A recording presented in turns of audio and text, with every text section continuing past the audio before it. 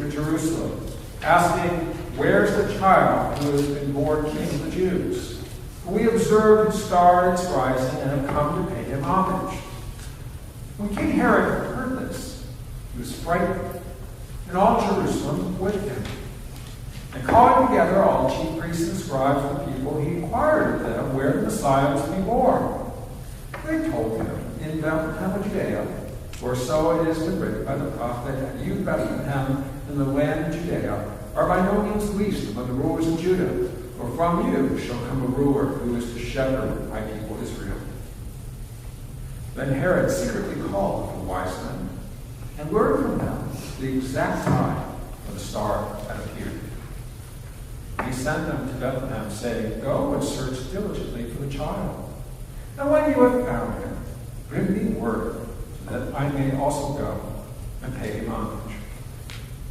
When they had heard the king, they set out, and there ahead of them went the star they had seen at its rising, till it stopped over the place where the child was.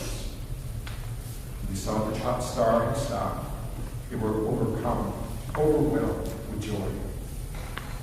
On entering the house, they saw the child with Mary his mother, and they knelt down and paid him homage. Then, opening their treasure chests, they offered him gifts of gold, frankincense, and myrrh. And having been warned in a dream not to return to Herod, they left for their own country by another road. The Gospel of the Lord. Praise you, Lord Christ.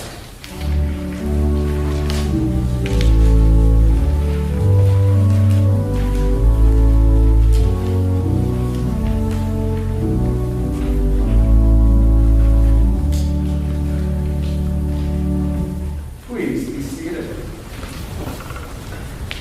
So for those of you who weren't looking closely at your bulletin to sing the hymn, and saw Bella, Jennifer, and I move the Magi from their location over here for most of the Christmas season to baby Jesus, you might have been thinking, "Oh, that was clever, that it was..." Kristen's already laughing about this because she knows it's a mistake. I was about to admit it was a mistake, but I didn't do it intentionally, but her laughter has already made it clear. We just did get them to the right place at the right time. It's funny about Christmas. Funny in the sense that American culture is really confused by it. Some of the confusions are problematic. For example, there are people who are really upset if you wish someone happy holidays instead of Merry Christmas, as if to impose that Christmas is the only acceptable thing that can be celebrated in late December. But I'm not really referring to that. I'm referring to when Christmas happens. Or to be more precise, when do we get ready for it? When is it the Christmas season? Because for many places, Christmas season clearly comes on November 1st. The day when they clear out all the Halloween stuff, and all of a sudden Christmas appears in full bloom in every retail store. A variation on this is, of course, the Macy's Day Parade on Thanksgiving, which sets off the Christmas season traditionally. Others on social media argue that Christmas season begins when it's acceptable to play Mariah Carey's All I Want for Christmas Is You. And the dates that happen over there is pretty hysterical, to be honest. But we Episcopalians are really clear that Christmas happens only on Christmas Eve at the birth of Jesus. That's when it begins. Likewise, there is confusion when Christmas ends. For some people, Christmas ends on the 26th, unless it happens to be on the weekend and you get the 26th off on a Monday. So Christmas goes till the 27th. In our LDS culture, our friends there tend to say Christmas season ends on January 2nd. In In fact, my condo has a very strict rule. This is all Christmas decorations must come down on January 2nd. If you wanted to see the Christmas decorations at the Grand America Hotel, if you wait to get there on the 4th or 5th, you would have been disappointed. Likewise, that happened to Darlene and me one time when we tried to see the Christmas decorations at Temple Square and went on the 4th, and there was nothing there. Episcopalians, again, have a really clear understanding. We celebrate the Christmas season as the 12 days of Christmas. It's a little confusing on whether or not you celebrate 12th night, which is January 5th, the Eve, and then the Epiphany, January 6th, if you include that in your Christmas celebration. But liturgically, we're really clear that we tell Luke's story on Christmas Eve and continue to tell that story throughout the Christmas week, which is the story of Mary and Joseph, due to the census, traveling to the original hometown of Joseph, and that gets them into Bethlehem with the shepherds, the angel choir, and no groom at the inn. But we also have it very clear that we always tell Matthew's story on, here it gets confusing, either January 6th or the Sunday that follows, if we decide to. And we had this debate over what we're going to do here. Point being is that you want to hear Matthew's story because it is that unique telling of the Magi. And when it came time to degreen the place, the one thing I said to the altar field is take down everything except for the creche, because it pains my heart to not get those Magi where they were going, even though we almost did anyway. But we always hear Matthew's story in this sense, or at least we're supposed to if we gather on the 6th or transfer it to the Sunday. Now, here's where it gets a little dicey, because we might be led to believe, as Episcopalians, that this is a calendar moment. You have the season of Advent, which prepares for Christmas, which begins on Christmas Eve, and on Christmas Day then carries 12 days to the place of Epiphany, where the Magi finally reach things. Yeah. Sorry, our Christmas pageants have lied to you. Yes, we put that all on Christmas Eve often, but these stories aren't really connected. They don't lead to one place to another. And the proof of that, most definitively, is that the location where the Magi ultimately go is to Mary and Joseph's home in Bethlehem. They don't make it to the manger, even though that's sort of where they are right now, right? Matthew tells a different story. In other words, the 12 days of Christmas are not a timed moment of calendar days to get the Magi where they need to be. Instead, it is our compromised position to be able to tell both authentic stories to Matthew and Luke's gospel. So I'm going to now walk a little bit through Matthew's gospel story. This starts after Jesus is born. On Advent 4, if you were here, you heard Joseph in the midst of a dream, just after he had decided to dismiss Mary quietly so not to ruin her, is visited by an angel in his dream and tells him to go ahead and take Mary as his wife because the child that she is carrying is holy and from God. And Joseph, being a righteous, faithful man, does so. At the end of the passage, we are told that Jesus is born. And time goes on until this scene develops in the time of King Herod after Jesus was born in Bethlehem. Now, what is Matthew's motivation here? Well, he shares a motivation with Luke out of a first century controversy. One of the ways that Jesus was argued not to be the Messiah was a proof texting of the idea that the Messiah had to be of Bethlehem. And we all know it's Jesus of Nazareth, not Jesus of Bethlehem. This was not an issue in any way, shape, or form during Jesus of Nazareth's life and ministry.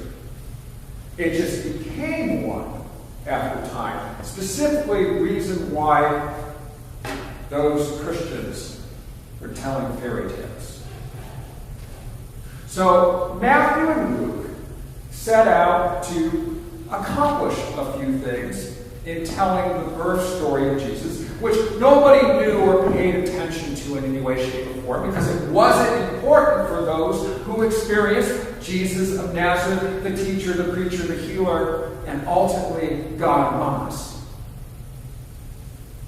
Matthew's story makes it clear how they got to Bethlehem.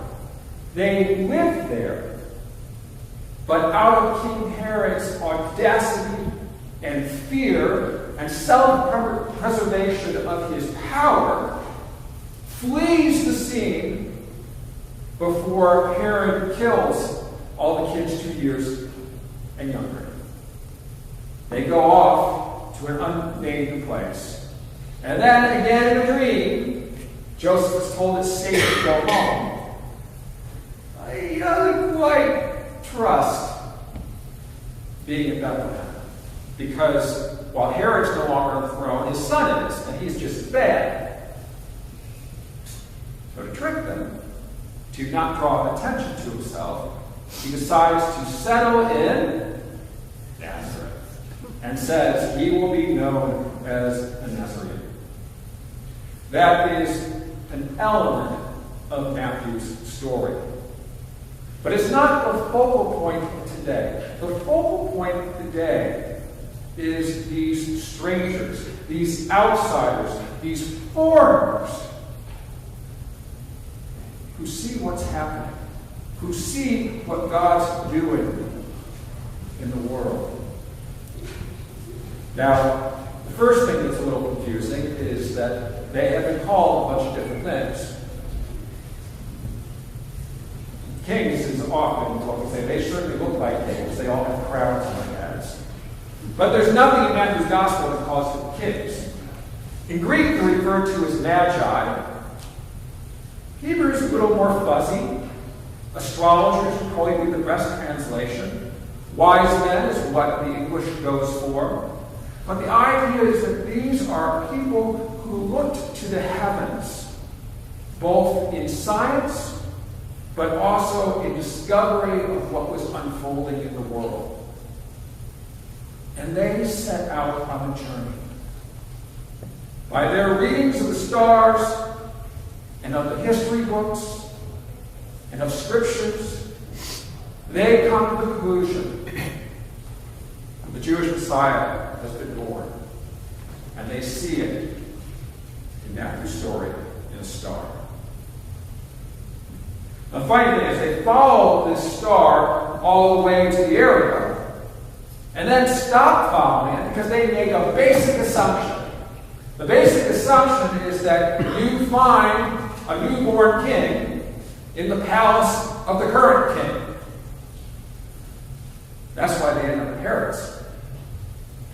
And Herod is freaked out because it means an end to his power. Now, it is uncertain in Matthew's story what direction he's going to go, but we all know that. Magi know.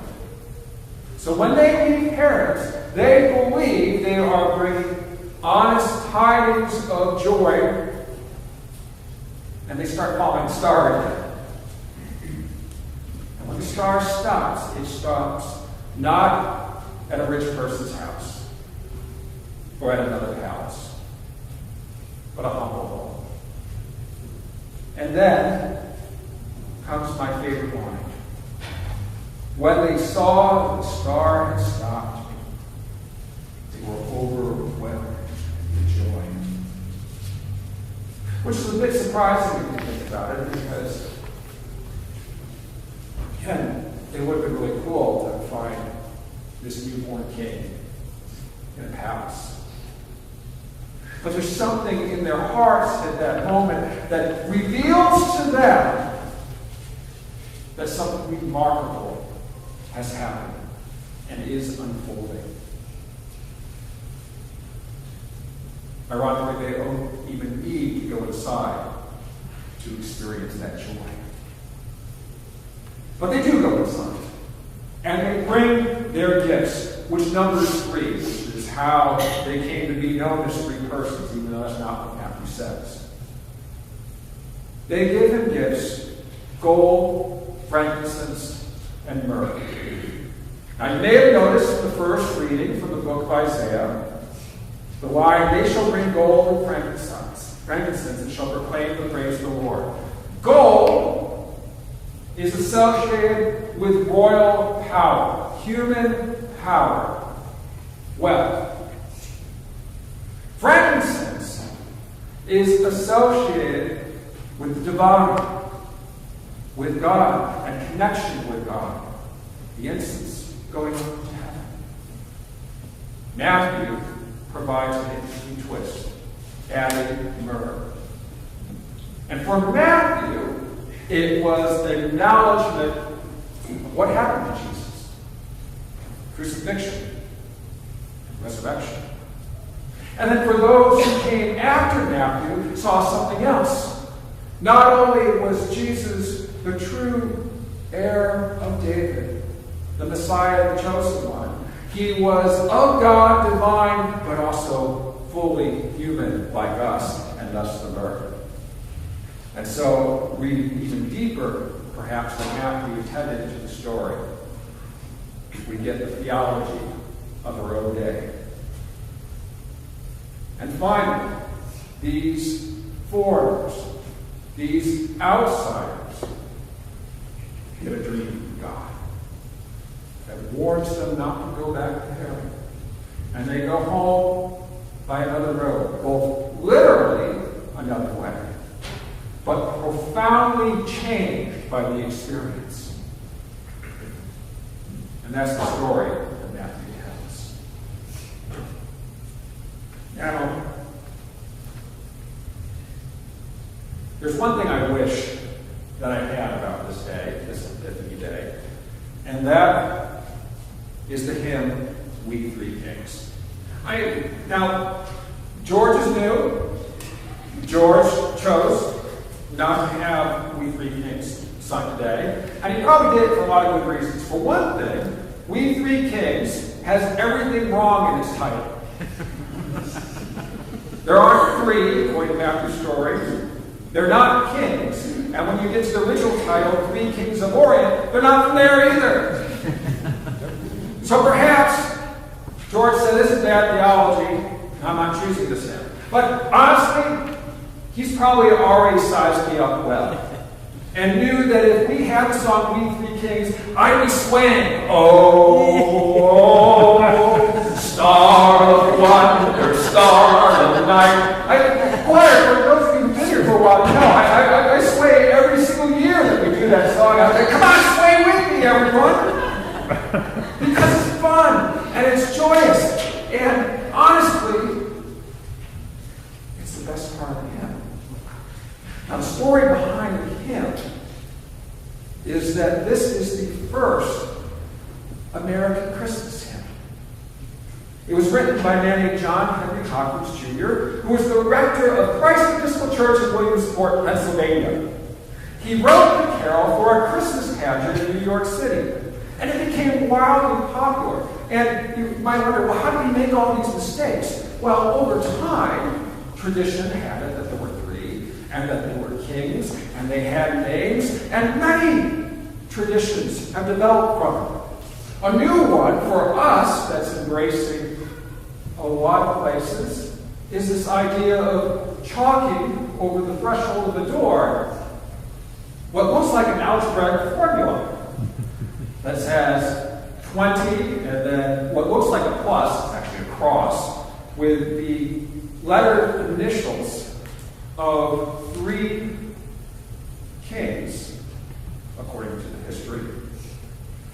And then the date of the final part of the year, 23. So if you walk out to our courtyard, the doors, there it is. And I love this idea. It's a new idea for the Episcopal Church, even though again it's an ancient practice. That in addition to offering these prayers, trying to connect us as the travelers bringing gifts to one another's homes, I am offering to you and to anyone who's part of this congregation the willingness to go to your home and to write on the door a little bit of holy graffiti, if you will. I encourage you to read the Episcopal News Service article on it. And I'm going to do this anytime through the Epiphany season, which stretches to about mid-February until Ash Wednesday. So if you're interested in that, we can talk more about that offline. But the We Three Kings, written in America, notice westward leading.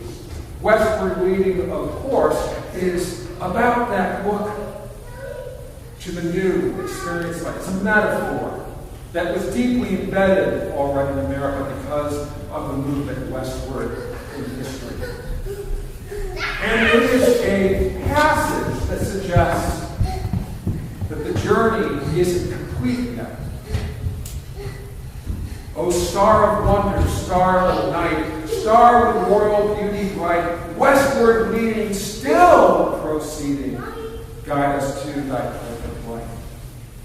Because it rightly points us in the direction that the epiphanies that happen in our life, the realization of how God is working in the world, of what Jesus did then, and what continues to do now through all of us, children of God, is continuously unfolding.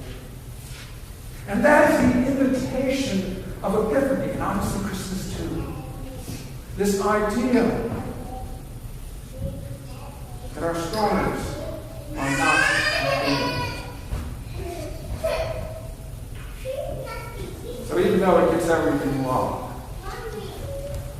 I can't help but want to sing. And maybe you'll do it with me too. Oh, star of wonder, star of night,